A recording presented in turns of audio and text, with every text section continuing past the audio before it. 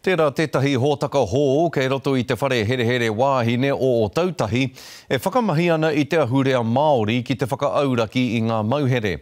Hei tā Irena Smith ahakoa ko te tau tuatahi noa tēnei o te hōtaka nei e hia ana te hunga nā rātou te hōtaka I whakatū kia tokotū moana tēnei kaupapa. Kia te huri ake tātou ki ngā tai pito pito.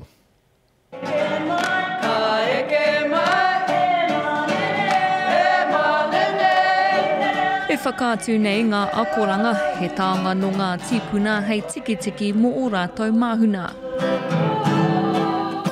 Whakatoi te hua o te whakaaro, kai roto I ngā wāhine, he ora nā anō kai roto I tō tātou ao Māori.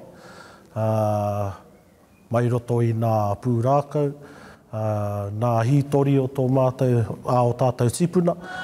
Koe nei ngā wāhine tuatahi ki te whai I te tohu kāwai raupapa, nā te whare wānanga o Aotearoa. O ahakoa hea o take kai roto koe I tēnei wāhi, he tānata tonu koe. Ko te mea nui kia hau ki te awhi, ki te tautoko I tā mātou wahine Māori, ki te whakaatu hia ki ā rātou he huarahi tika kai roto I tō tātou ao.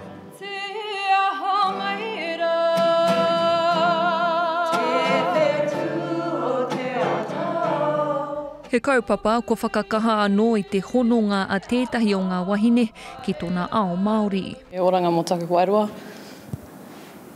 Nā te mea āhua pauri tēnei wahi.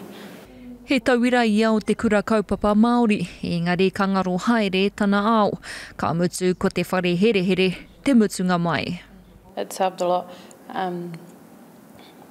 Just because of the contradictions that I grew up with between Māori and gang life. So, just finding the reconnection with Te Ao Māori again is, it inspires me to, move forward from the past, not try and forget about it, but move forward from it. Hakua no tēnei tau noiho ka tīmata tētahi kaupapa whakaako I ngā ahurea Māori. Ko te tumanako I nei nā runga I ngā hua kua kitea I roto I ngā wāhine, ka whakatūrea tētahi wahanga Māori I wainga I te whare here nei. When we are looking at a whare for our women, that we are really focusing on the right things. We know that our wahine needs are very different to our tāne.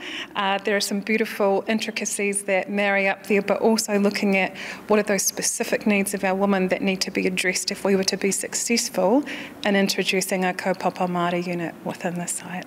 Heoi mō tēnei wā e hare ana ngā wāhine kua whai kaupapa hau rātou, I runga I te ara hei whakaora I a rātou anō. Irena Smith, Te Karere.